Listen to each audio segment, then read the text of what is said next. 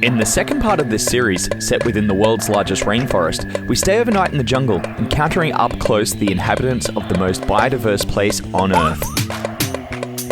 Visiting a settlement, we learn harvesting techniques and survival tips as we sample the varied and unique local delicacies that come from this remote yet abundant place.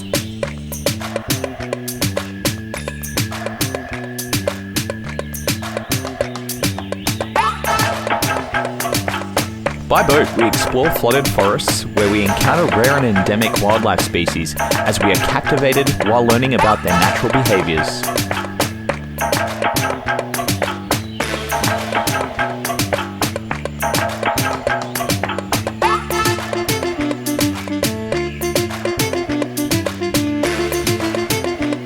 We learn about the harvesting and history surrounding the rubber trade, which led to the boom that established the capital of the region, which we visit at the end of this journey. Join us in part 2 of our Brazilian Amazon series. We continue from our previous video where we arrive at Juma Lake in the Amazon, undertaking piranha fishing and witnessing a spectacular Amazonian sunrise.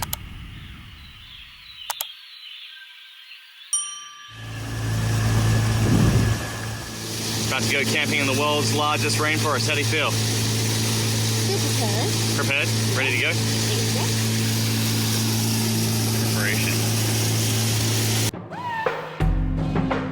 The journey took us a little over an hour by boat from our accommodation at the Pousada Juma Lake. The scenic ride exposed us to flooded rainforests which harbored many hidden secrets that we learn more about later in this video.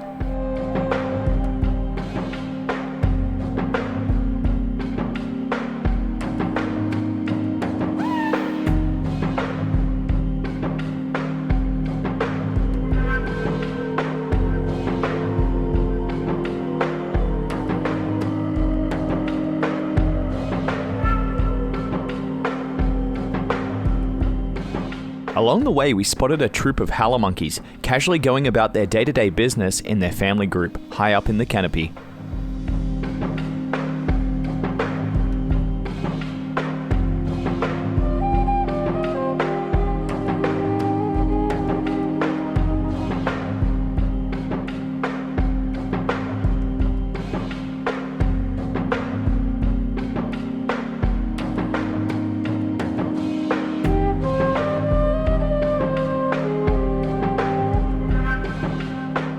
Finally, we arrived at our overnight camp deep in the Amazon jungle.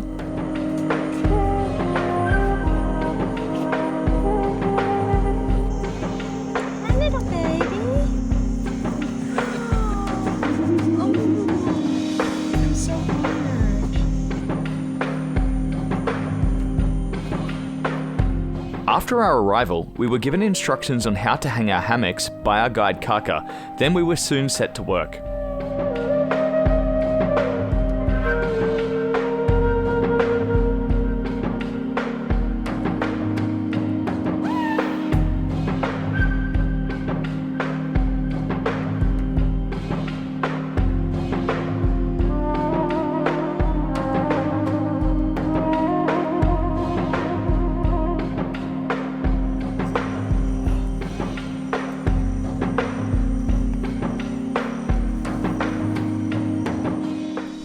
Alright, so I just wanted to show off our comfortable beds for the evening. We've got some hammocks here. And at the camp, it's pretty cozy actually, it's quite nice. Though it's really hot here right now. The campsite.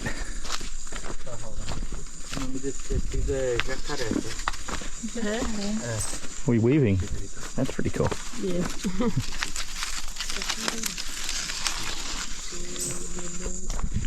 So down where we arrived on our boat, there is a really big black caiman down there. So our guide was saying it's not a great place to go swimming, but it's still very beautiful. He's still here too. It's kind of interesting. I had this thought, and it might not seem profound, but at the time it kind of like something clicked when I was thinking that. We were making our way over here on the boat, and we were about an hour and a half on the Juma Lake. It's part of the Amazon. All these river structures everywhere that go throughout the lowlands of the Amazon are pretty much highways for the people that live here. So about 10% of Brazil's population live in the Amazon, and the people of the lowlands, there are no roads here, so it's their way of actually getting around.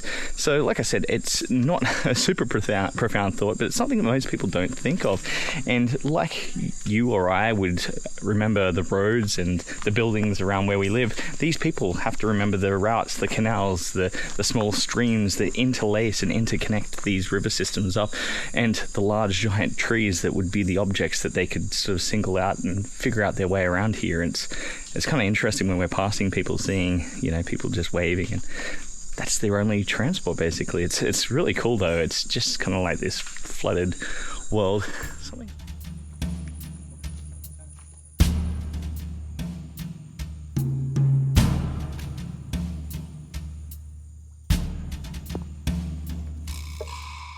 Black caimans are large reptiles native to the Amazon basin, known for their dark coloration and formidable size, often reaching lengths of up to 5 meters or 16 feet.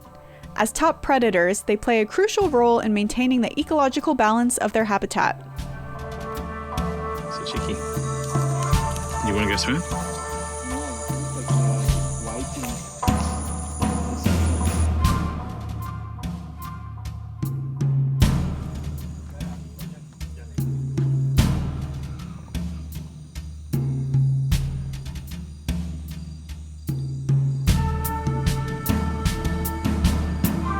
We took some time to absorb our natural surroundings and the creatures inhabiting it, while we waited for our campfire dinner being prepared.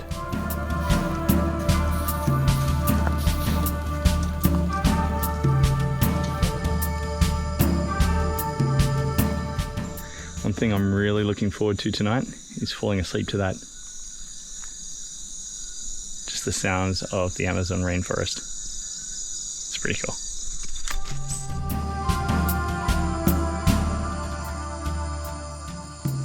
Alright, so this guy here is waiting right at the bank.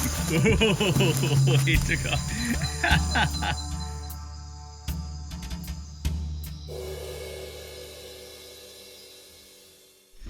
So it was an interesting night's sleep, falling asleep to the sounds of the jungle and maybe a little bit of snoring as well, but it was kind of a strange night, you know. Woke up several times in the hammock. First time I had a cockroach crawling on my face. I actually thought it was a spider, which is a kind of a disturbing fact that spiders, they'll actually drink human saliva while you're sleeping. So that was my first instinct, and I freaked out, turned on the light, and saw that it was a cockroach that had somehow crawled under my bug net. Aside from that as well, we had really, really heavy rain, so I'm not sure what time of the night it was, but it was somewhere in the middle of the night. We had torrential downpour.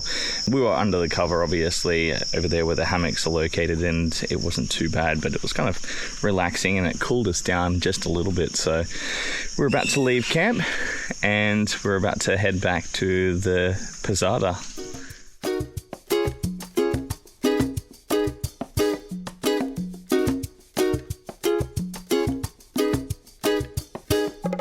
How was that, Chicky? Good? You That was really good. I actually slept comfortable in the hammock. You I loved didn't it? think I would. You're a natural sloth. Exactly. So we're about to head down to a local native village in the forest. Not sure exactly what to expect, but it should be interesting. Alrighty, are we ready to go to the village? Yeah. Do you want to show us your bites? Look at this. You got attacked last night.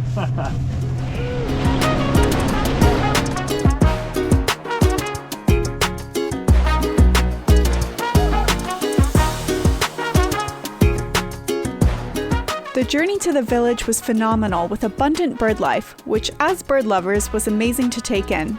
There was a little misunderstanding about what they meant by native village, as what we visited was more like a local farmhouse or settlement. Although we were really looking forward to visiting and witnessing the traditions of a local native tribe, we still got a lot out of our trip, learning about some of the native fruits and vegetables harvested from the forest.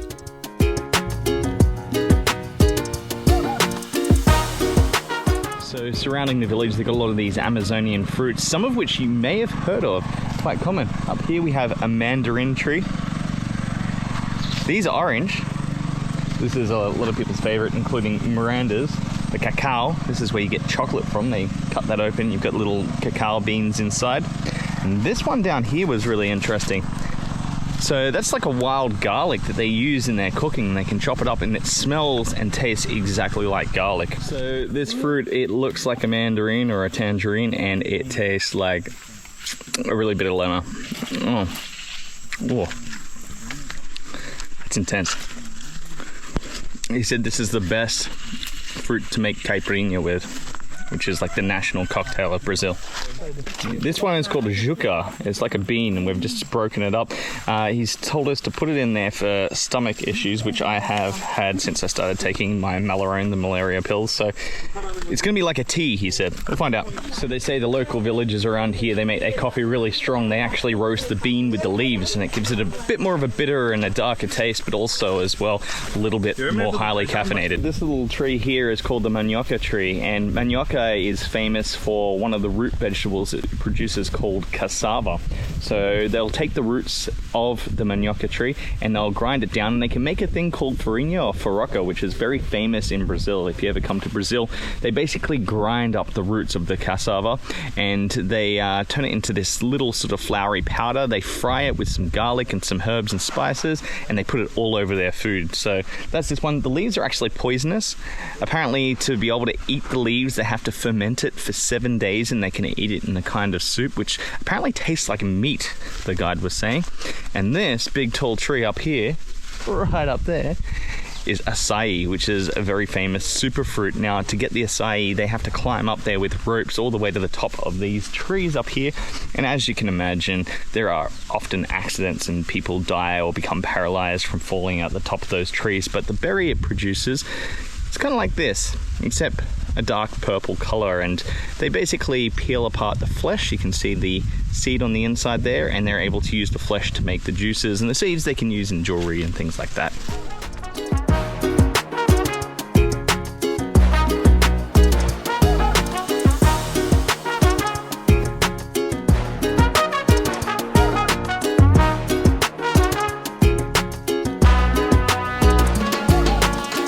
Behind me here we have the tree, and I've also got the seed here of a plant known as cupuaçu, and that one they use for juices. It creates this sort of white colored juice, and it's really, really sweet actually. And they make ice cream with it. And another thing they make with it, apparently there's a place in Manaus that does this, is they make chocolate from it, because it is actually a cousin of the cacao. So that would be interesting to try. Apparently it's really expensive. We'll see how expensive. We might even try it.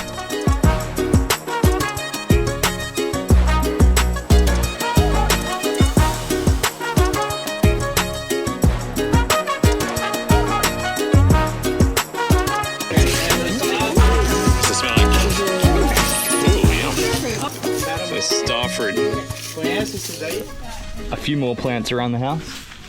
This one up here is cashew, and the cashew nut comes from basically a fruit, and the nut has to be toasted, because if it isn't toasted, it's pretty much like a dye. It's like an ink. They in fact make tattoos. He was saying in prison they make tattoos with the ink from the cashew nut here. That's probably not something you'd want in your mouth. The other ones that they got around here that are quite interesting, got some pineapple over here.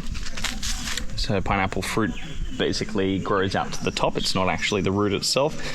That grows here. This is really interesting, the cashew as well, this plant here.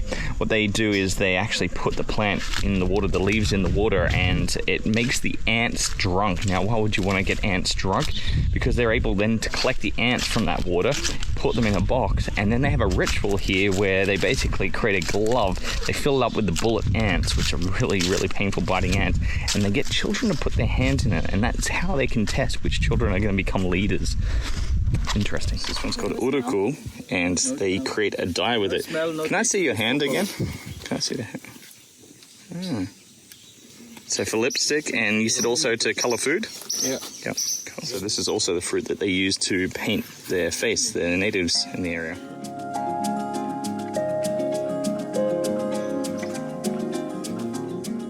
apparently if you chew this leaf, it will make your mouth go numb.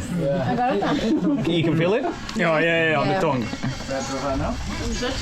Not the whole mouth, but just Just where it takes more like then you And you swallow it. And you say they use this in cachaça as well. Yeah, they put it in the cachaça, and when you drink it, you feel like. Oh, yeah, that's weird. yeah, it's good. then I like it's this. I like this feeling. Oh, yeah. We were planning to bring cachaça. He said the flour is the most. It's stronger. You want some flour? And the flour, we can try. Whoa! I'm kind of scared now. Mm. What do you think? Yeah. Oh fuck! It's exploding. Yeah. Holy shit! I think we should go for the cachaça. It's almost like citrus as well, right? Yeah. Whoa! That's like a weird.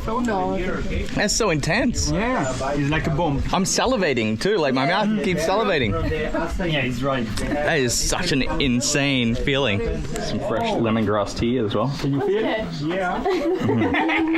He's got it too. You could use that in your Korean cooking. No, he didn't like it. What do you think? The flour. This is a weird sensation. Wow. Do you want some lemongrass tea? It's really good.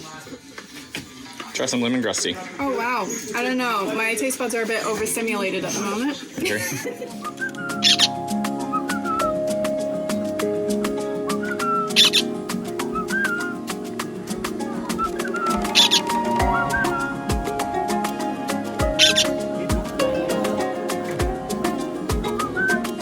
After saying farewell to our visiting young white-winged parakeet, we said goodbye to the owners of the settlement and headed out by boat deep into the forest, where we felt eyes watching us at every hidden turn.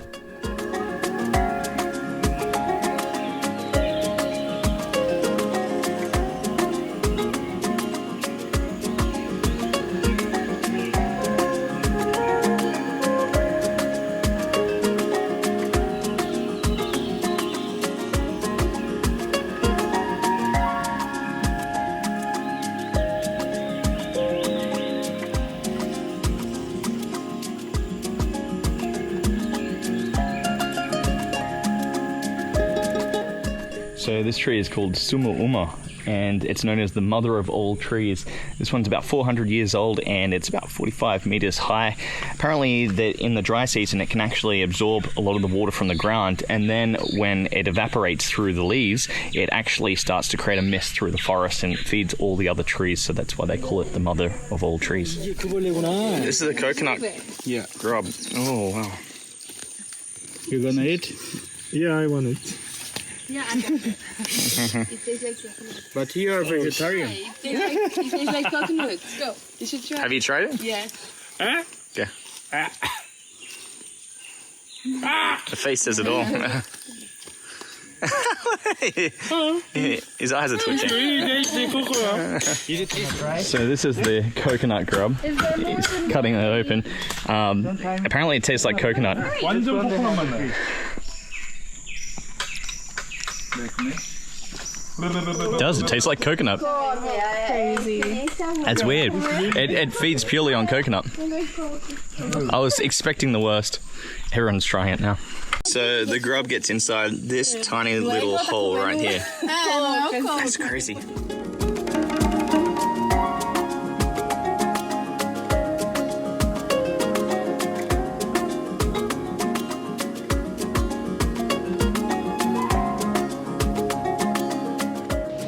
Back out in Juma Lake, about to do some canoeing.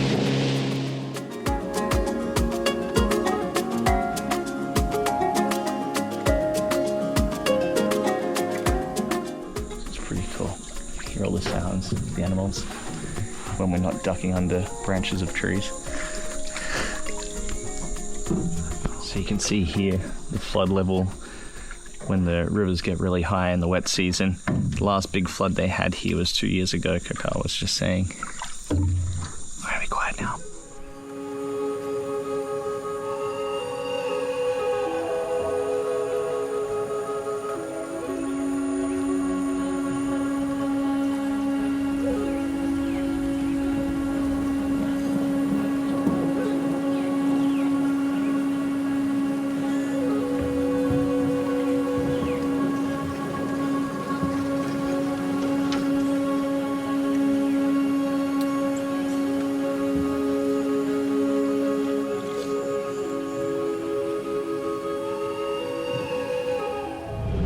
So I pointed out the high flood mark on these trees up here.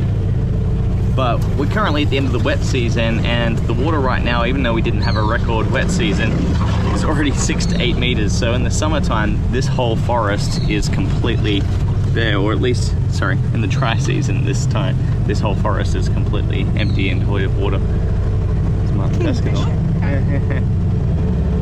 We've seen lots of wildlife, but it's been way too quick to actually capture anything. And that's because everything is so competitive in this jungle. Everything's either out to eat or be eaten, so everything is so skittish and fast, and the number one predator is right here in this boat.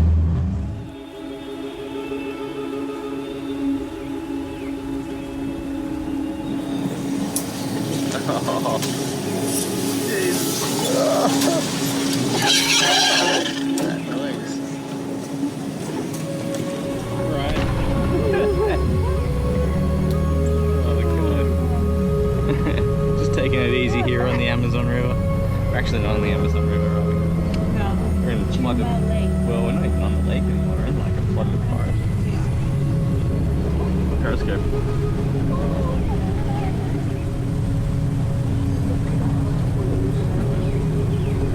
If you're wondering why we're wearing sunglasses. This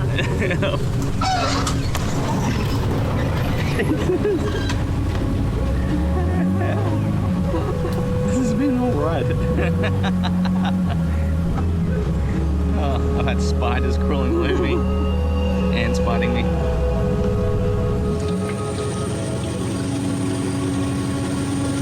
How you going, Chicky?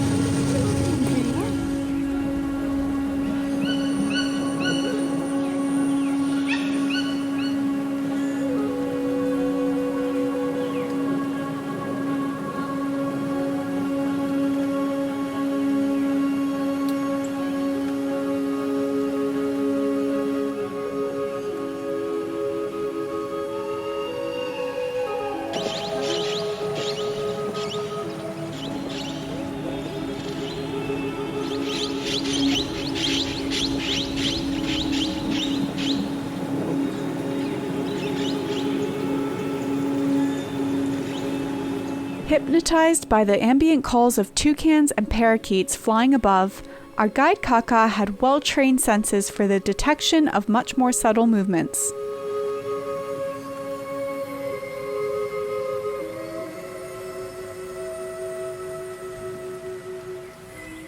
The Bradipus sloth, commonly known as the three-toed sloth, is an enchanting creature native to the rainforests of Central and South America. Renowned for their slow and deliberate movements, these sloths spend the majority of their lives hanging upside down from trees, perfectly adapted to their arboreal lifestyle.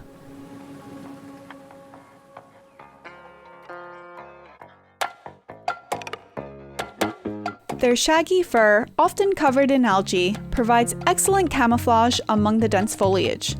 Despite their leisurely pace, they possess remarkable adaptations, including specialized muscles and a unique metabolism that allows them to conserve energy. While their name suggests that they have 3 toes, they actually possess 2 or 3 toes on their hind limbs, depending on the species. Their gentle demeanor and fascinating biology make them a captivating species to observe in their natural habitat.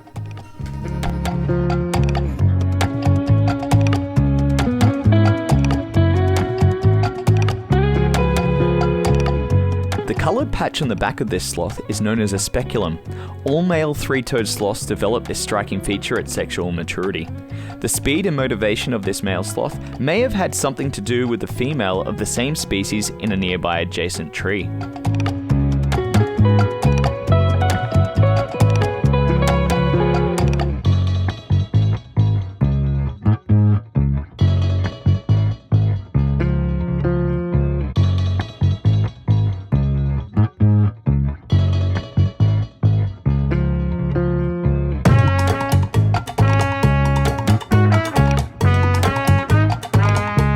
Guided by the full moon, we return back to our pousada, the Portuguese word for an inn.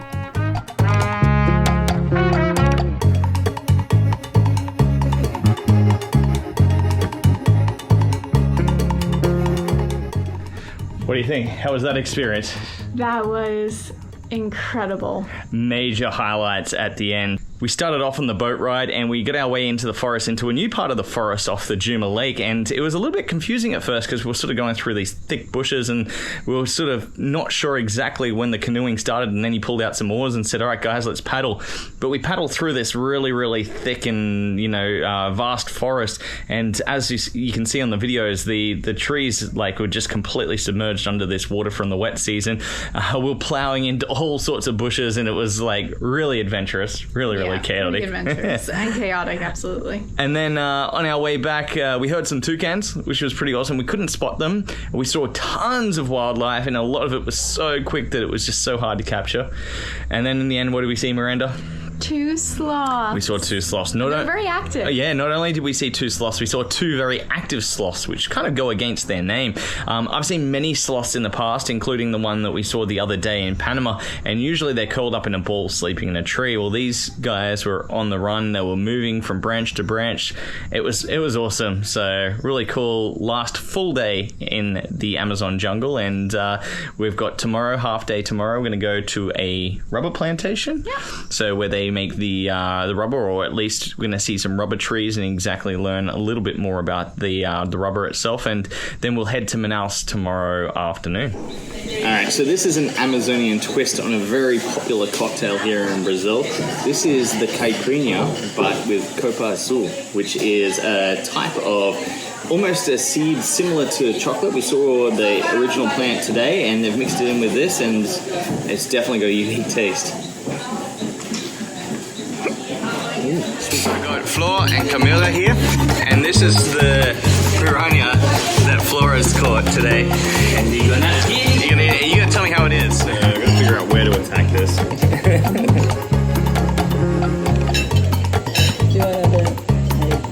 I've got it. It's all good, but thank you. All right, this is trying the piranha. Tastes good. Yeah? Fried and salty. So we're heading back out into the lake today to check out a rubber plantation, or at least an area where we can see some rubber trees. Don't know too much detail about it, but that's absolutely fine. And then in the afternoon, we're heading to Manaus, so we say goodbye to the jungle itself.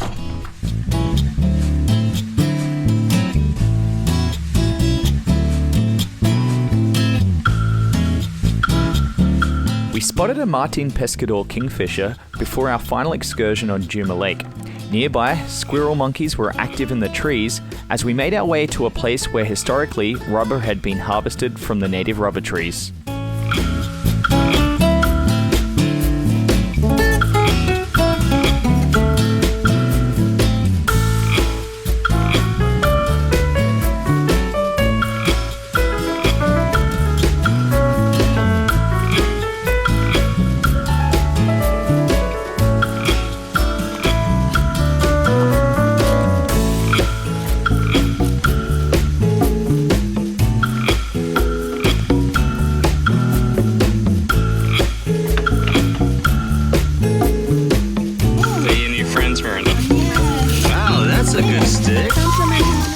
That is a very good stick.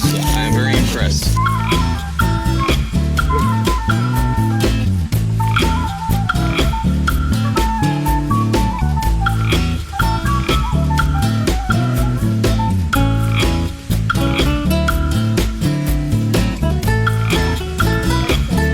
At least it's getting rid of the mosquitoes.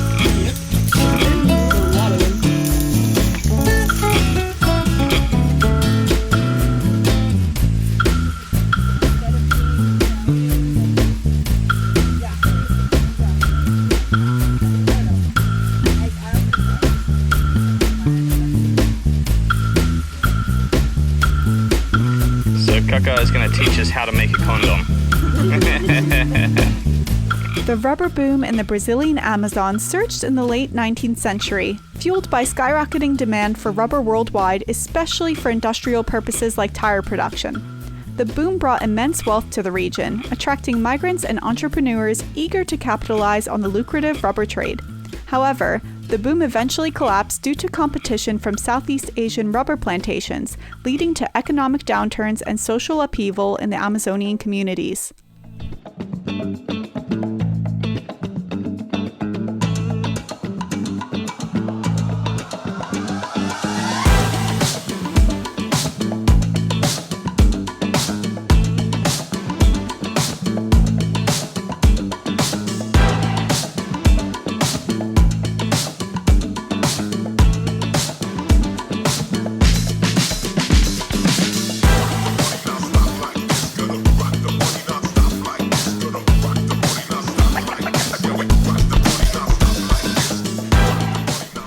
Kakar was just saying that it's best to actually harvest the rubber at night because in the day, due to photosynthesis, it starts to evaporate and it starts to make its way up in the heat. So they have to get out at night time to actually harvest the rubber. And because the price of rubber has dropped so much, it's gone from somewhere around 10 rays per kilo to, I think he said like less than 50 cents or a few cents. He said it's just not worth it for him, so for them, sorry. So most of the rubber plantation now, I believe, takes place in Asia.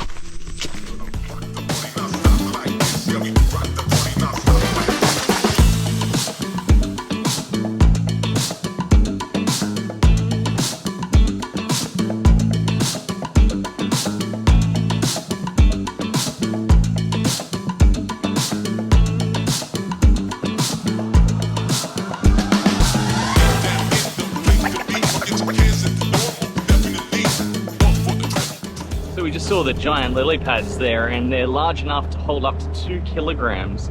Now these only exist here in this lake and in the wet season, which we are just finishing now. So from June to December we enter into the dry season, and October, November is when the lakes and the rivers are at their lowest, which means that this whole wetlands area here completely dries up, and then those lily pads will return in the following wet season, so after December.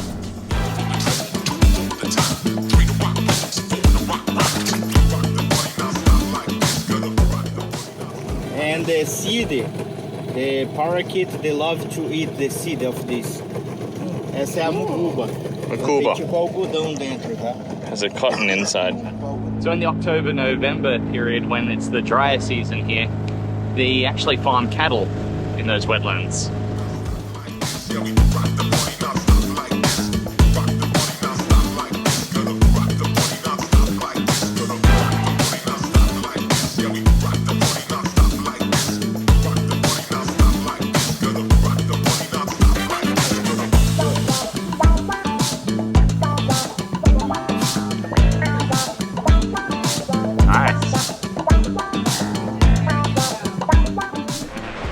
So we've just finished our trip here in the Amazon. What do you think, Miranda? It was spectacular. Honestly, every single day was filled with so many awesome activities. Everything was so well organized. It was great. We had such an amazing time. So it was 3 nights, 4 days. We went with a company called Iguana Turismo. They're an agent that you can book online, and their package that we booked for the 3-night, 4-day was the alligator package. So if you decide to come out here to the Amazon and that's something that you're interested in, check that out. It was such an amazing time. Highly recommend it. Yeah.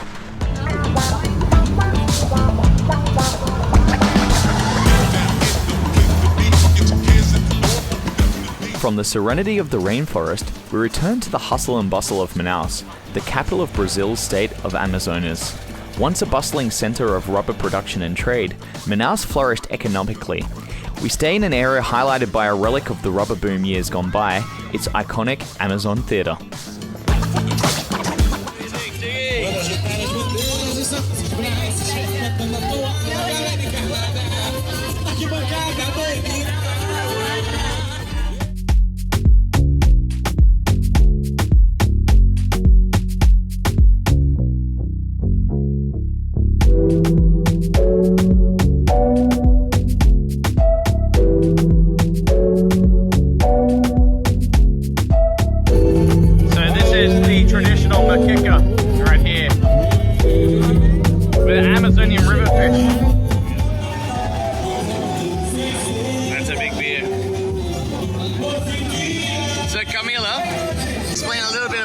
Here. I know you're not from the north, but like when it comes to the drinking the beer and the drinking on the streets, because we're on the road, how does it work? You order the large beer, right?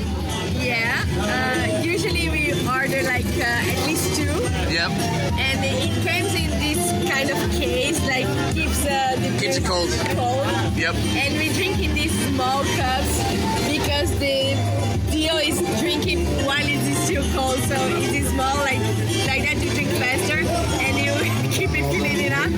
You don't let it warm up, so that's the deal. I think it's a good idea. It's really hot here, so that makes sense.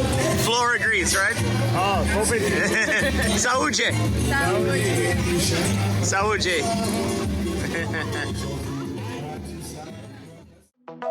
Alright,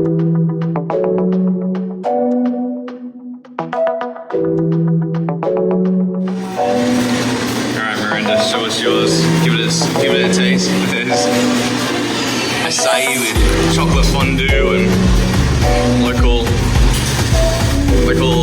fruits. We depart Manaus and head south to meet with friends in the world's largest wetland delta for a wildlife experience among the best in the world. Join us in the next episode as we explore Brazil's Pantanal. Thank you for watching this video. If you enjoyed our content, please like and subscribe. And we'd love if you could leave us a comment letting us know what you've enjoyed or what you'd like to see more of. And help us grow our channel. Become part of the Global Travel Stories family by sharing with friends, family, or anyone you think would enjoy our content. Thanks, guys.